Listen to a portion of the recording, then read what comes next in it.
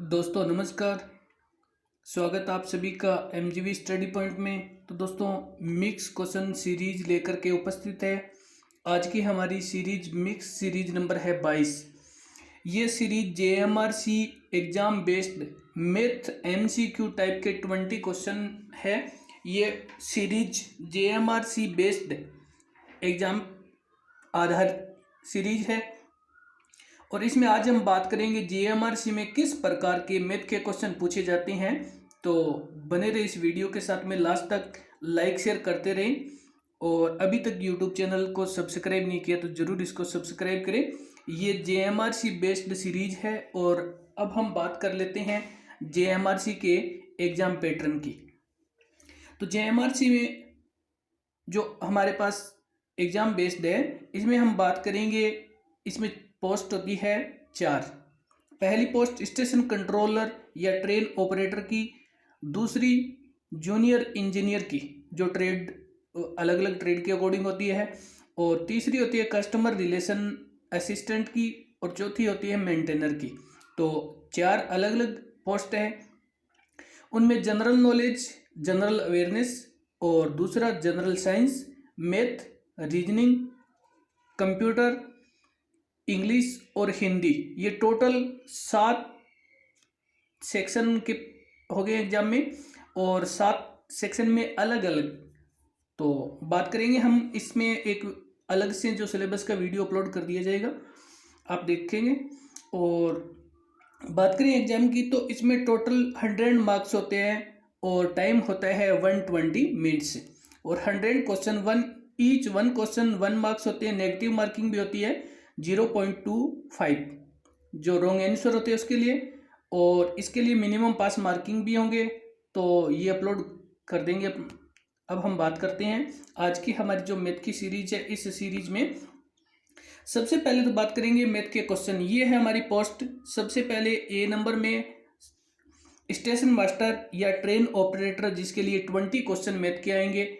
और option B जो post B है जूनियर इंजीनियर जो ट्रेड इलेक्ट्रिकल और इलेक्ट्रॉनिक्स और सिविल, इसमें मैथ के 10 क्वेश्चन आएंगे और ये होंगे क्वांटिटी एप्टीट्यूड के नाम से।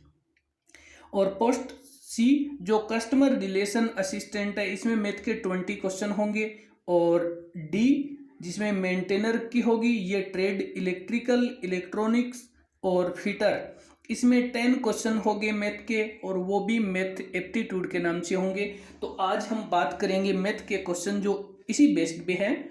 चलते हैं बात करते हैं फर्स्ट क्वेश्चन की। आज का हमारा क्वेश्चन फर्स्ट है सीरीज का, और क्वेश्चन फर्स्ट में आपसे पूछा जा रहा है, क्वेश्चन फर्स्ट में निम्नलिखित को सरल करें। तो आपको यहाँ पे सरल करने के लिए दिया गया है 13,200 भाग 65 माइनस 85 गुणा में 30 और आगे बराबर करके इंटरोगेटिव साइन किया है। तो सबसे पहले तो हम करेंगे इसमें पूरे बोर्ड मास। तो यहाँ पे हमारे पास बोर्ड मास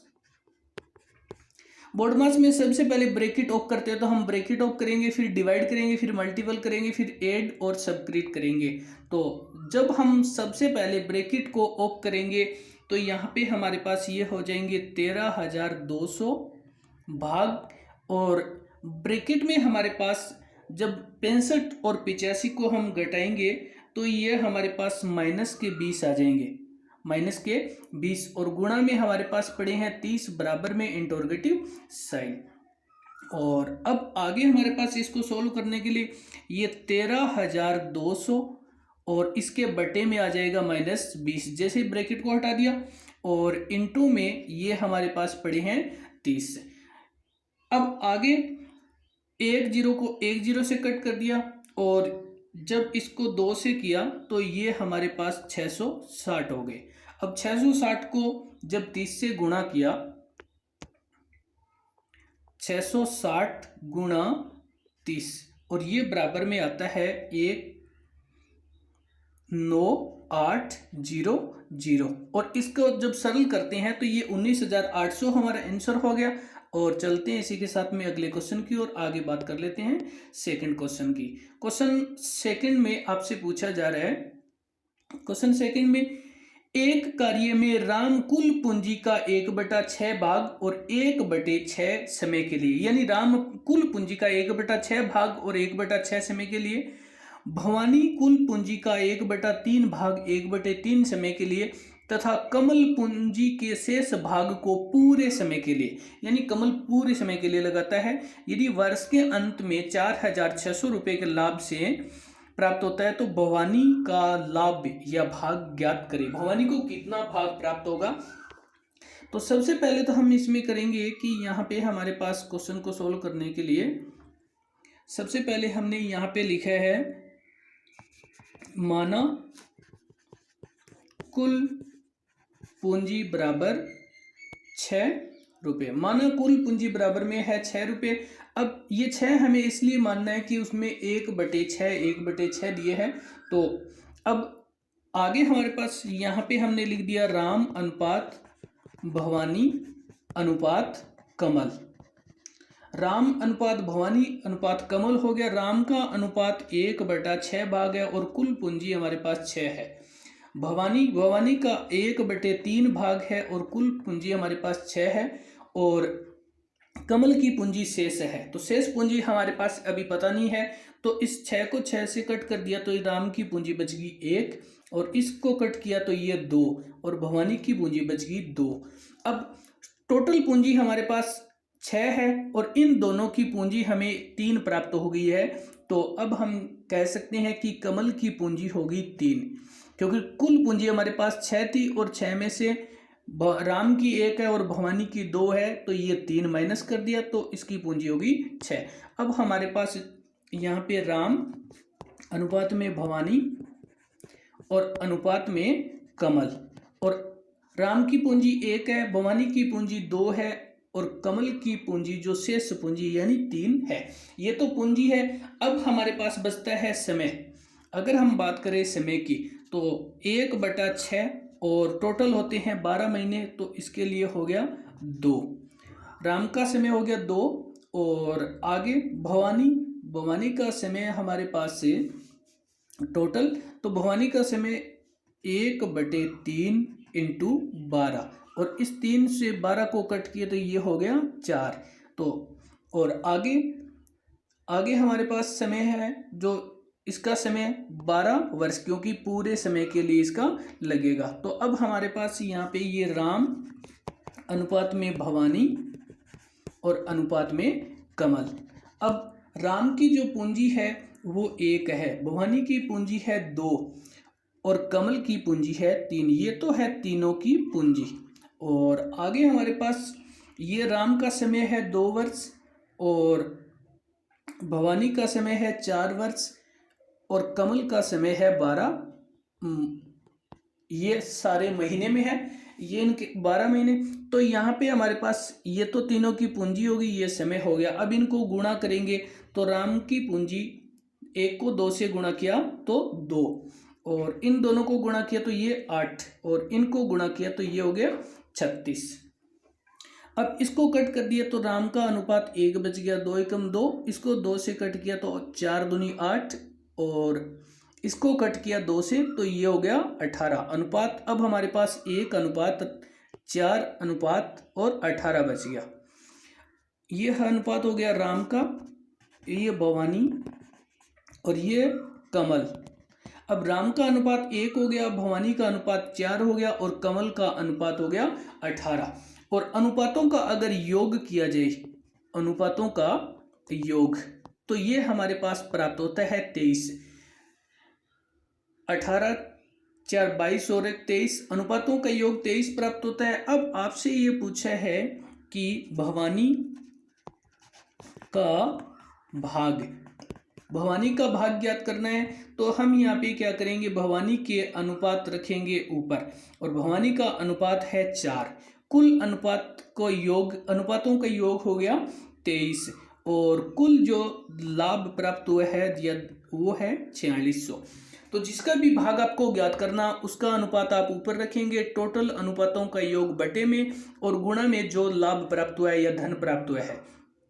23 को कट किया तो 2 से, तो ये 23 2 46 हो गया और ये 200 हो गया और 2 को किया 4 से तो ये 800 हो गया। 200 को जब 4 से गुणा किया तो ये 800 हो गया और भवानी का जो हिस्सा या भाग है वो 8 है, 800 प्राप्त हो गया। अब हम चलते हैं, बात करते हैं अगले क्वेश्चन की। आगे हमारे पास क्वेश्चन है थर्ड नंबर। क्वेश्चन थर्ड में 3 संख्याओं में से दूसरी संख्या पहली संख्या की दुगुनी, जो दूसरी संख्या वो दुगुनी है पहली की और तीसरी की 3 गुणी है। यदि तीनों संख्याओं का औसत 44 है तो पहली संख्या और तीसरी संख्या का अंतर ज्ञात करें।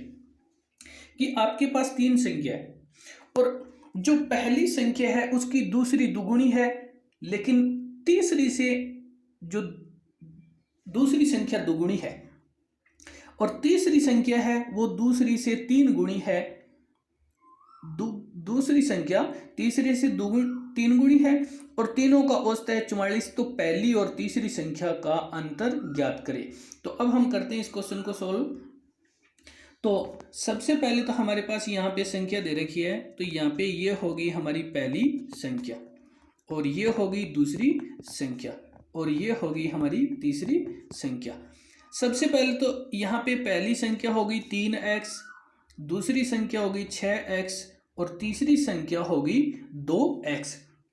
क्वेश्चन में आपसे ये पूछा जा रहा है कि दूसरी संख्या पहली की दुगुनी है।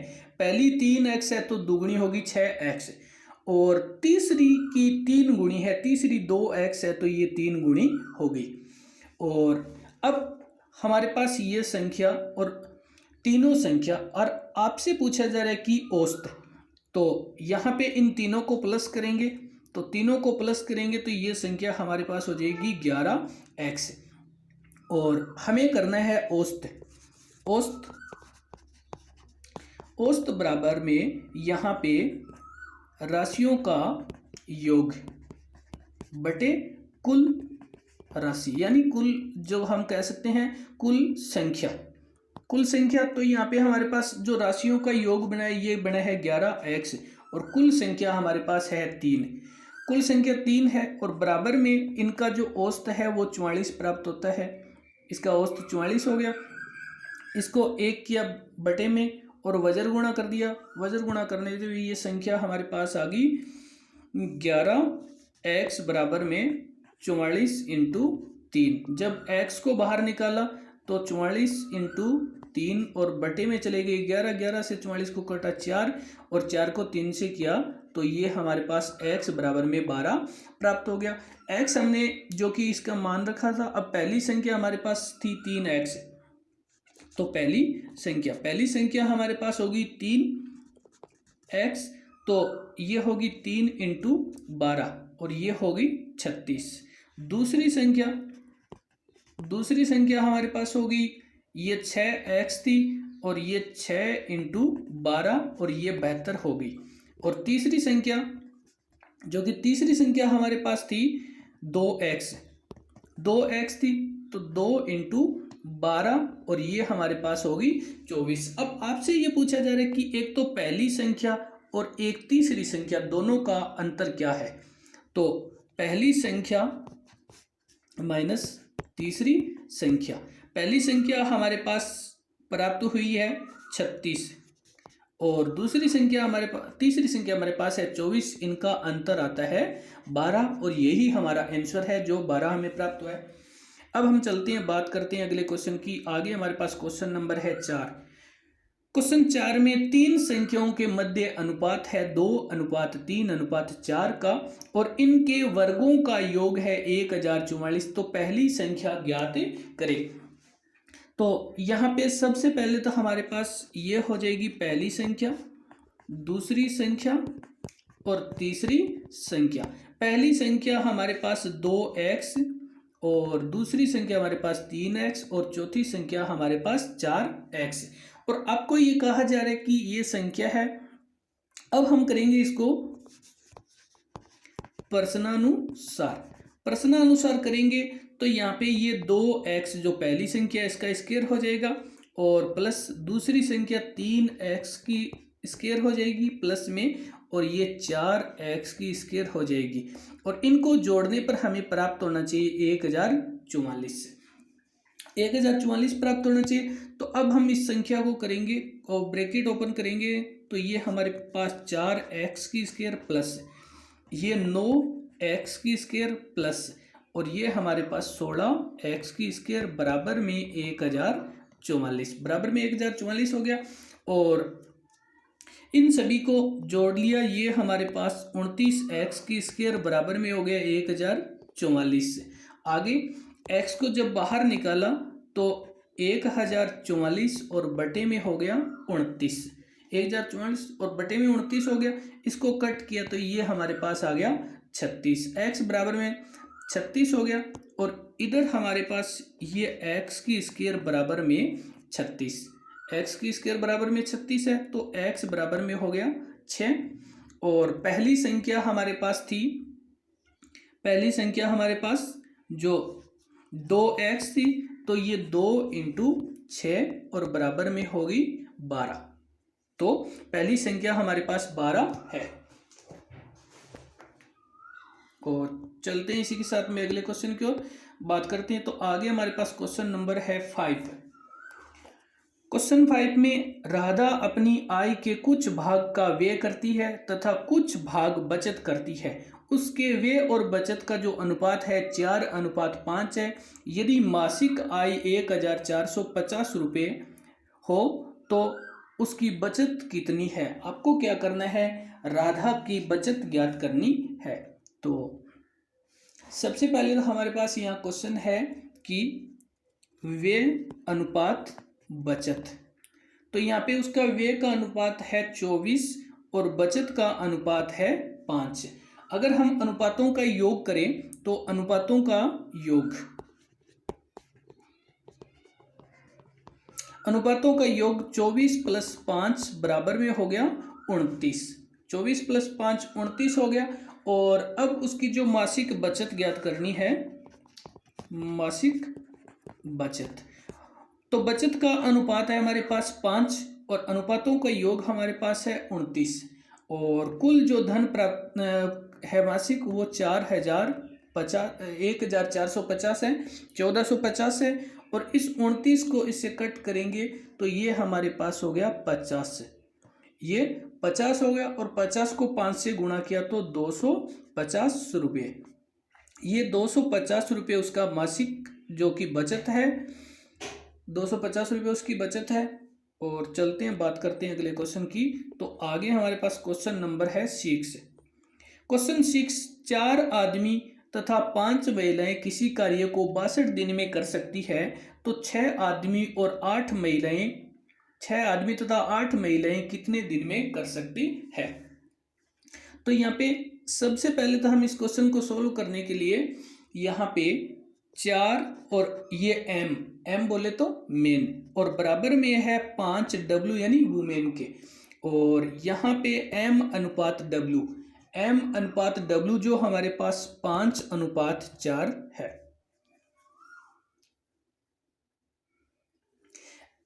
ये अब हमारे पास यहाँ पे जो क्वेश्चन है इसमें ये कहा जा रहा है कि 4m इंटू 62, 4 आदमी 62 दिन काम करते हैं और बराबर में यहाँ पे हमारे पास ये 6m + 8 वुमेन और इंटू में ये x दिन में कार्य करेंगे। तो अब हमारे पास यहाँ पे जो ये 4 इंटू 5 और ये 5 हमारे पास ब्रैकेट में इंटू 62 और इधर बराबर में ये हमारे पास बड़ा ब्रैकेट है, ये 6 और ये 5 जो कि इसका m हमारे पास दे रखा है ब्रैकेट में और +8 और ब्रैकेट में दे रखे 4 और आगे गुणा में हमारे पास x, गुणा में x है।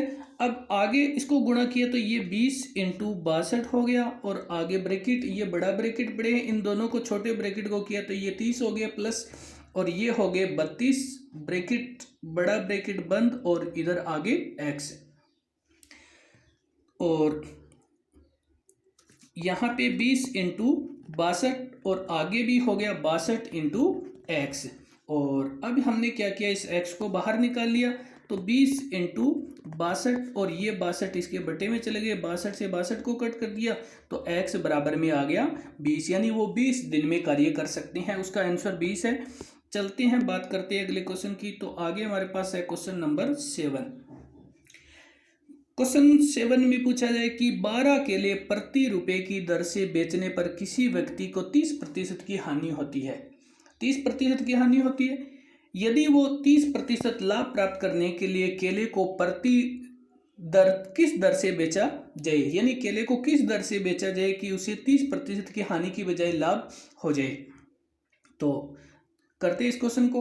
यहाँ पे सबसे पहले हमारे पास है 12 केले। 12 किलो का विक्रय मूल्य बराबर में 1 रुपया। 12 किलो का विक्रय मूल्य है 1 रुपया और एक केले का विक्रय मूल्य बराबर में 1/12। एक केले का 1/12 हो जाएगा। अब यहाँ पे हमारे पास हानि प्रतिशत बराबर में है 30%। हानि 30% पर विक्रय मूल्य हो जाएगा 70 रुपये और 30% लाभ पर विक्रय मूल्य हो जाएगा 30% 130 रुपये हो जाएगा। जब हानि है तो वो 70 में और जब लाभ होता है तो 130 में बेचेगा। अब आगे हमारे पास जो है इसमें विक्रय मूल्य, ये लाभ ऊपर में और हानि नीचे और गुणा में जो कुल जो रुपए हैं प्रति केले के हिसाब से। तो 1 0 से 1 0 को कट कर दिया और 12 से 12 चले गए। अब ये हमारे पास हो गया 1/8, अर्थात 1 रुपये में 8 केले के प्रति हिसाब से बेचेगा कि 1 रुपये में 8 केले की दर से बेचेगा। 1 रुपये में 8 केले की दर से बेचना होगा। और चलते हैं नेक्स्ट क्वेश्चन की ओर बात करते हैं। तो नेक्स्ट क्वेश्चन नंबर है 8 हमारा। क्वेश्चन 8 में एक घड़ी 10% की हानि पर बेची गई। यदि उसे 90 रुपये अधिक पर बेचा जाता तो 5% लाभ प्राप्त होता। घड़ी का प्रारंभिक विक्रय मूल्य ज्ञात करें। कि आपको करना है घड़ी का प्रारंभिक मूल्य ज्ञात करना है। तो यहाँ पे एक तो हमें 10% की हानि थी और अब हमें 5% लाभ कमाना है। कुल मिलाकर के हमें क्या करना है 15% अधिक कमाना है उससे, क्योंकि 10% हानि हुई थी वो भी हमें कवर करनी है और प्लस में 5% लाभ भी प्राप्त करना है। तो कुल मिलाकर के हमें 15% अब जो अधिक मूल्य प्राप्त करना है। तो अब हमें क्या करना है इस क्वेश्चन में, यहाँ पे हमारा यह टोटल हो गया -10% हानि और प्लस में 5%, ये टोटल हमारे पास हो गया 15% जो अतिरिक्त हमें प्राप्त करना है। क्योंकि जो 10% हानि और 5% लाभ दोनों ही प्राप्त करना है, इसलिए हानि और लाभ को प्राप्त करने के लिए अब आगे हमारे पास कि अगर हम उसे 90 रुपये अधिक में बेचते तो यहाँ हम कहेंगे 1% बराबर 90/15 और इसको कट किया तो ये हमारे पास हो गया 6 रुपये, यानी 1% बराबर में हमारे पास हो गया 6। और हमें क्या करना था कि 100% लाभ कमाना था, यानी 100%, जो कि यहाँ पे 100% बराबर में हो जाएगा 600, क्योंकि 1% बराबर में है 6, 1 बराबर में 6 तो 100 बराबर में हो गया 600। तो उसका प्रारंभिक जो विक्रय मूल्य था वो 600 रुपये था। चलते हैं बात करते हैं अगले क्वेश्चन की। आगे हमारे पास क्वेश्चन नंबर है 9। क्वेश्चन 9 में 7 लाइटें यानी 7 लाइट है, क्रमशः 2 3 4 6 8 9 और 12 मिनट के अंतराल में वो लाइट एक साथ जलती है। यदि लाइटें एक साथ सुबह 8 बजे जली थी तो शाम 8 बजे तक सभी लाइटें एक साथ कितनी बार जलेगी। जब आपसे इस प्रकार से क्वेश्चन पूछे जाते हैं कि एक साथ बार कितनी बार या तो उसमें हम क्या करते हैं, सभी का लय से निकालते हैं। और यहाँ पे हमारे पास जो संख्या 2, 3, 4, 6, 8, 9 और 12 है, इनका लय से निकाला तो ये लय से हमें प्राप्त होता है 72। अब ये लय से हमें प्राप्त होता है 72 और यहाँ पे हमें टाइम दे रखा है, 8 AM टू 8 PM, सुबह 8 से रात 8 बजे तक कुल समय होता है 12 घंटे। 12 घंटे, जबकि जो हमारी लाइटें हैं ये मिनट के हिसाब से जलती है, मिनट में। तो अब हमें क्या करना है, पहले तो इस घंटे को मिनट में चेंज करना है। और जब घंटे को मिनट में चेंज करेंगे तो ये हमारे पास हो गया 720 मिनट। ये 720 मिनट हो गए हमारे पास। और अब आगे हमें क्या करना है कि हमें ये करना है कि 12 घंटे में कुल कितनी बार एक साथ लाइटें जली थी। और एक साथ लाइटें जलने के लिए हमारे पास ये तो है मिनट, और ये हमारे पास जो 72 है, ये 72 बार उसका जो लेस है, इस 72 को इससे कट किया तो ये 72 एकम 72, और अब हमारे पास ये बच गया 10। वो टोटल हमारे पास 10 बार एक साथ और एक पहले जल चुकी थी, तो अतः हम कह सकते हैं कि 11 बार ये लाइटें एक साथ जली है। कुल जो 11 बार एक साथ लाइटें जली है। और अब हम चलते हैं अगले क्वेश्चन की ओर, बात कर लेते हैं नेक्स्ट क्वेश्चन की। तो नेक्स्ट हमारे पास क्वेश्चन नंबर है 10। क्वेश्चन 10 में आपको कहा जा रहा है कि दो संख्याओं का योग 70 है। अगर दो संख्या दोनों को जोड़ दिया जाए तो 70 प्राप्त होती है, और उनका अंतर 10 है, और उन संख्याओं का अंतर 10 है। तो संख्याओं के वर्गों का योग ज्ञात करें। अब संख्याओं को वर्गों का योग ज्ञात करने के लिए तो यहाँ पे हमारे पास पहली संख्या 70 प्लस में 10 और बटे में 2, ये बराबर में हो गया 80 बटे 2 बराबर 40। यानी पहली संख्या हमारी है 40। पहली संख्या हमारे पास है 40, और पहली संख्या 40। और दूसरी संख्या, अब हमें करना है दूसरी संख्या 70 माइनस 10 और बटे में 2, तो ये संख्या हो गई हमारी 60 बटे 2 और बराबर में होगी 30। इस प्रकार से हमारे पास जो पहली संख्या और ये हमारी होगी दूसरी संख्या। तो पहली संख्या हमारे पास 40 और दूसरी संख्या हमारी होगी 30। इन दोनों को जोड़ दिया जाए, जोड़े तो ये 40 और 30 70 होती है। अगर दोनों का अंतर करें तो 40 माइनस 30 बराबर में 10 आता है। अब आपसे ये पूछा है कि इन दोनों के वर्गों का योग क्या है, तो यहाँ पे हम करेंगे 40 का वर्ग और 30 का वर्ग, और इनको दोनों को जोड़ देंगे। अब हमने 40 का किया तो ये 40 का ये 1600 हो गया, और इसका किया तो ये 900 हो गया, और 900 और 1600 को जब हमने जोड़ा तो ये 2500 हो गया। दोनों का वर्ग हो गया 2500। तो यही हमारा आंसर है।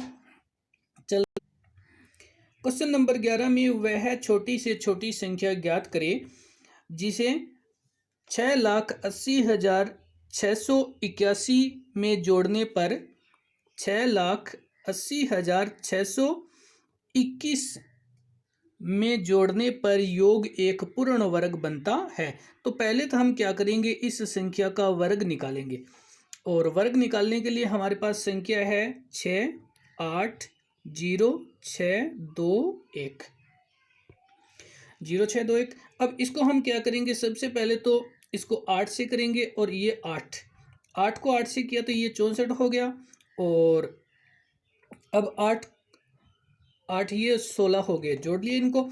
ऊपर 8 है और ये नीचे 4 है, तो यहाँ बच गए 4। ऊपर से हमने ये एक जोड़ा ले लिया, एक पहले हो गया, ये ऊपर से हमारे पास हो गया 406।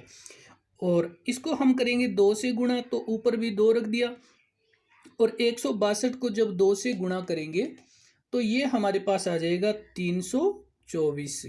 ये 324 आ गया। इधर हमारे पास जो संख्या बची है, ये संख्या हमारे पास में बच गई 2 और ये 8, ऊपर से हमने 21 वाला जोड़ा नोट कर लिया। फिर इसको करेंगे तो अब आगे हमारे पास ये हो गए 4, ये 6 और 1, ये 164 हो गया। 164 को अब हम गुणा करेंगे इसको 5 से, इसको 5 से गुणा करेंगे और 5 से गुणा करेंगे तो ये संख्या हमारे पास आ गई 8225 से, 8225 आ गई। अब हमें क्या करना है कि इनमें से यहाँ पे ये 8225 है, वो 8221 है, तो इनको अगर हम इसमें से घटाए तो ये हमारे पास आता है 4, यानी 4 एक ऐसी संख्या है, ये 4 एक ऐसी संख्या है जो इसमें जोड़ने से वह पूर्ण वर्ग बन जाती है। ये पूर्ण वर्ग बन जाती है जो ये 8, 2 और 5 इसका जो वर्गमूल है। और अगर आपको ये कहा जाए कि घटाने के लिए, तब तो हम छोटी संख्या में से इसको घटाते हैं, और जब हमें जोड़ने के लिए कहे तब तो हम छोटी संख्या में जोड़ते हैं, और छोटी संख्या हमारे पास है 8221। अगर आपसे घटाने के लिए कहा जाए तब हम इसको घटाते हैं 8225 में से।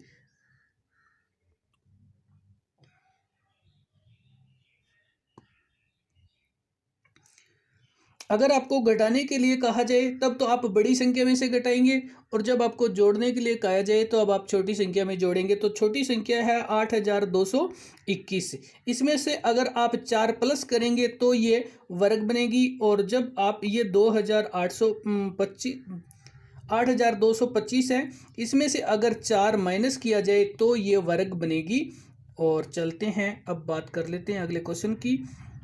आगे हमारे पास क्वेश्चन नंबर है 12, और क्वेश्चन 12 में आपसे कहा जाए, क्वेश्चन नंबर 12 में निम्नलिखित को सरल करें। इसको सरल करने के लिए हमारे पास ये दिए गए हैं 64, और 64 की पावर दे रखी है 3/6 है, यहाँ पे ये 3/6, 64 की पावर दे रखी है 3/6। तो अब हम करेंगे, इस 64 को लिख सकते हैं 2 की पावर 6, और बाहर हमारे पास पड़े हैं ये पावर में 3/6।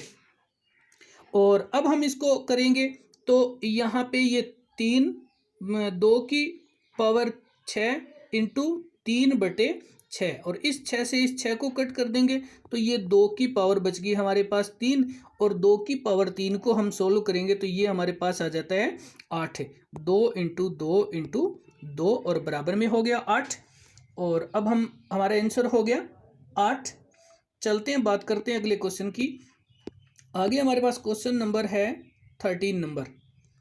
क्वेश्चन 13 में एक दुकानदार रेडियो का अंकित मूल्य उसके क्रय मूल्य से 40% अधिक अंकित करता है, कि दुकानदार रेडियो पर 40% अंकित अधिक कर लेता है।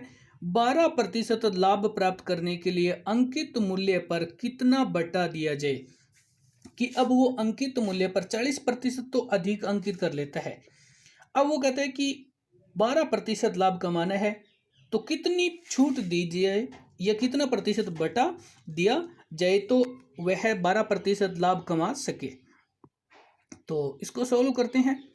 सबसे पहले तो माना छूट, या हम कह सकते हैं बटा बराबर में x%, बटा बराबर में x%। और अब हमें क्या करना है कि लाभ कमाने के लिए, तो यहाँ पे हमारे पास ये हो गया 140 इंटू एक्स बटे में 100, और बराबर में हो जाए हमारे पास ये 112, क्योंकि हमें लाभ भी प्राप्त करना है।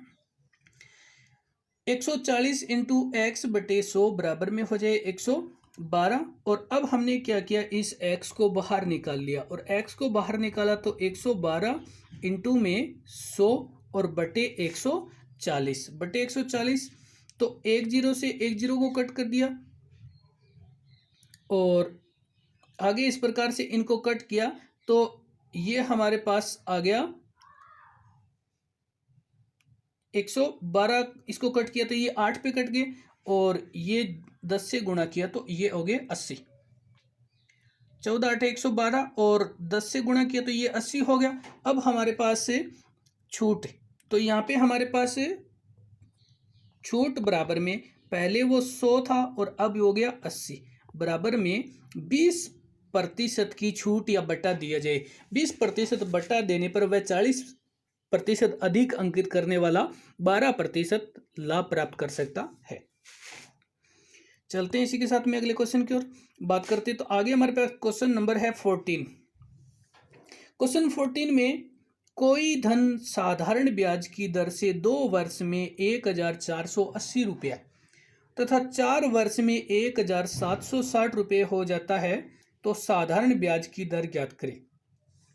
तो आपसे यहाँ पे कहा जा रहा है कि साधारण ब्याज की दर ज्ञात करनी है कि 2 वर्ष में वो 1480 हो जाता है और 4 वर्ष में 1760 हो जाता है।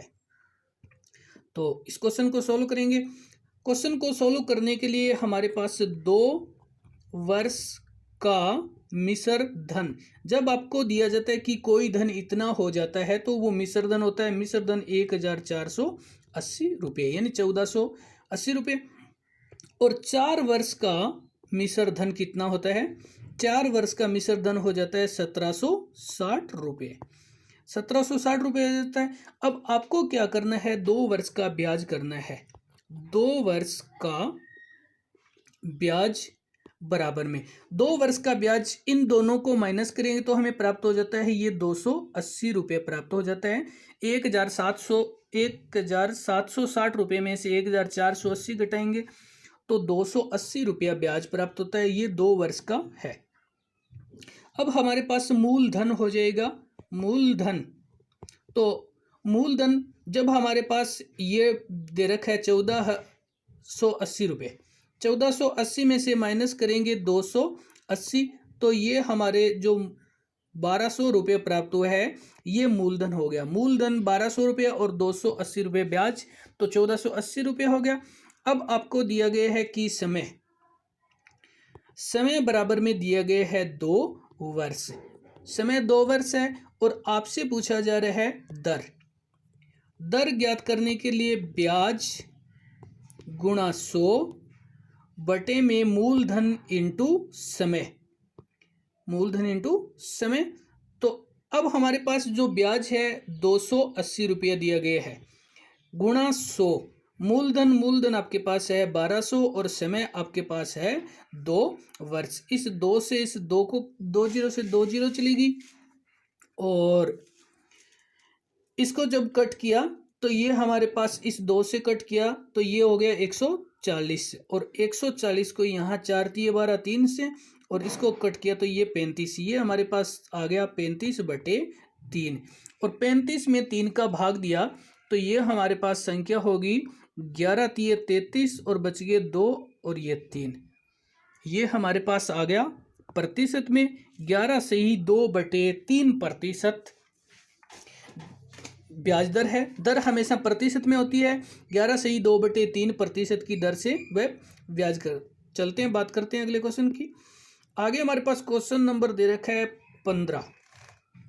क्वेश्चन 15 में एक धनराशि चक्रवृद्धि ब्याज की दर से 6 वर्ष में 2 गुणी हो जाती है। चक्रवृद्धि ब्याज से 6 वर्ष में 2 गुणी हो जाती है, और उसी ब्याज की दर से धनराशि कितने समय में 8 गुनी हो जाती है। अब आपको चक्रवृद्धि ब्याज दिया गया है कि 6 वर्ष में तो राशि दुगुनी हो जाती है और कितने समय में 8 गुनी हो जाती है। जब 6 वर्ष में 2 गुनी होती है तो 8 गुनी होने में कितना समय लगेगा।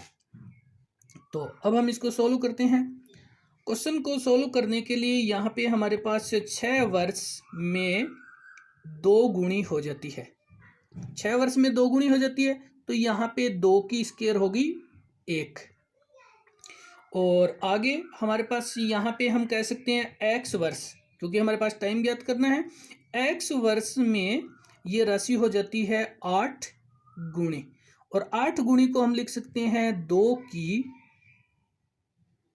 3, और यहाँ पे 2 की 3 होगी, क्योंकि ये 2 की 3 होगी वो 2 की 1 होगी। अब हमें क्या करना है कि समय ज्ञात करने के लिए, इस प्रकार के क्वेश्चन के लिए समय ज्ञात करते हैं तो यहाँ पे लिखते हैं बाद वाली घात, और बटे में लिखते हैं पहली वाली घात, और गुणा में लिखते हैं यहाँ पे जो हमारे पास पहला एक जो टाइम दिया है वो टाइम लिखते हैं और हमें दूसरा टाइम प्राप्त हो जाता है। अब पहले वाली घात, पहले हमारे पास जो घात दे रखी है तो ऊपर हमें लिखना है बाद वाली घात, तो बाद में घात हमें प्राप्त होती है 3 और पहले घात है 1, और गुणा में जो टाइम है वो 6 दिया गया है, और इसको 1 का कोई वैल्यू नहीं है, इसको किया तो ये हो गया 18। अब हमारे पास ये है कि जो 6 वर्ष में दुगुना होता है वो 18 वर्ष में 8 गुना हो जाएगा, 18 वर्ष में 8 गुना प्राप्त हो जाएगा। चलते हैं इसी के साथ में अगले क्वेश्चन की ओर। आगे हमारे पास क्वेश्चन नंबर 16।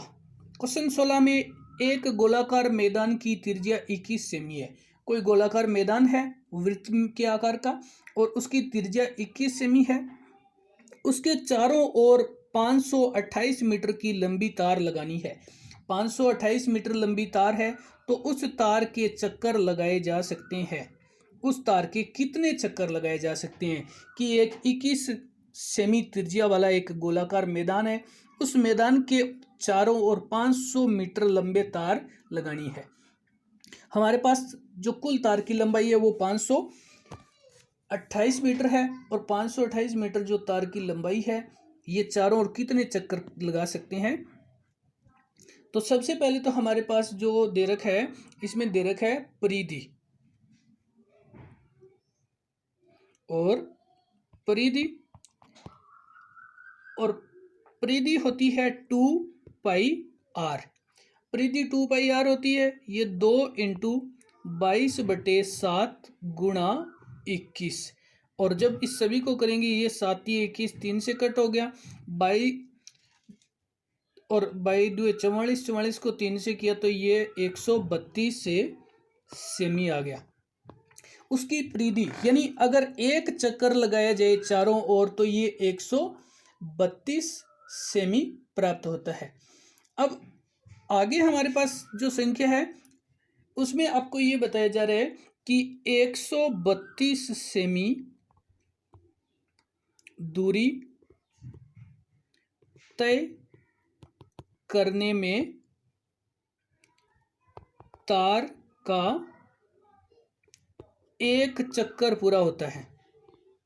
तार का एक चक्कर पूरा होता है, और अब हमें क्या करना है, पहले तो हमारे पास ये है 528 मीटर, और इसको जब हम सेमी में बदलेंगे तो 100 से गुणा करेंगे तो ये 528 और 00 इसके आगे आ गया, तो ये हमारे पास सेमी में हो गया। और अब हमें क्या करना है कि उसकी जो चक्कर यानी तार के चक्कर बराबर में 52800 और बटे में हमारे पास 1 2 3 132 हो गया, और इसको जब कट किया तो ये कट होता है 4 पे, और ये 2 जीरो इसके आगे जो 400, तो ये बराबर में आ गया 400। तो अब अतः हम कह सकते हैं कि वह 400 चक्कर लगाएंगे या 400 जो चक्कर पूरे हो जाएंगे इसके चारों ओर। चलते हैं इसी के साथ में बात करते हैं अगले क्वेश्चन की। तो आगे हमारे पास क्वेश्चन है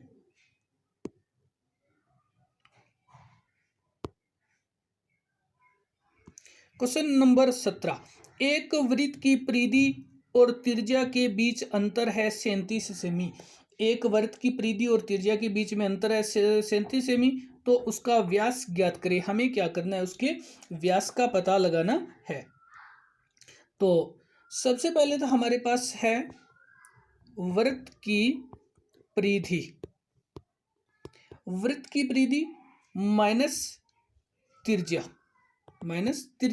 तो यहाँ पे परिधि है उसकी 2 पाई आर और त्रिज्या को आर कहते हैं। अब इस क्वेश्चन को सॉल्व करने के लिए आगे हमारे पास जब आर को हमने ब्रैकेट से बाहर किया, ये 2 इंटू 22/7 और माइनस यहाँ पे ये आर हमारे पास बाहर चला गया, कॉमन हो गया, और बराबर में ये है 37, बराबर में 37 है। और अब आगे जो संख्या है इसमें ये आर हमारे पास बाहर पड़े हैं, बाई 2 44/7 माइनस 1 1 के बटे में 1 किया, और ये बराबर में 37 है। ये इसका एलसीएम किया 7 हो गया, और ये हमारे पास 44 माइनस 7। और अब हमारे पास r इंटू 44 r गुणा 44 में से 7 गए तो ये हमारे पास 37/7 और बराबर में बढ़िया 37। और अब हमने इस r को बाहर निकाला तो ये 37 इंटू 7 और बटे में 37। तो इस 37 से 37 को कट कर दिया तो r बराबर में हो गया 7। r जो हमारे पास त्रिज्या आ गई 7 और व्यास होता है व्यास होता है त्रिज्या इंटू 2। तो त्रिज्या 7 है 2, तो ये हमारे पास 14 सेमी हो गया। हमें पूछा गया है व्यास, और व्यास त्रिज्या का दुगुना होता है तो ये 14 सेमी व्यास होता है। और चलते हैं इसी के साथ में अगले क्वेश्चन की ओर बात कर लेते हैं। आगे हमारे पास क्वेश्चन नंबर है 18। क्वेश्चन 18 में यदि किसी संख्या का 4/5 उसके 2/3 से 16 अधिक है तो वह संख्या ज्ञात करे। तो आपसे ये कहा जा रहा है कि किसी संख्या का 4/5।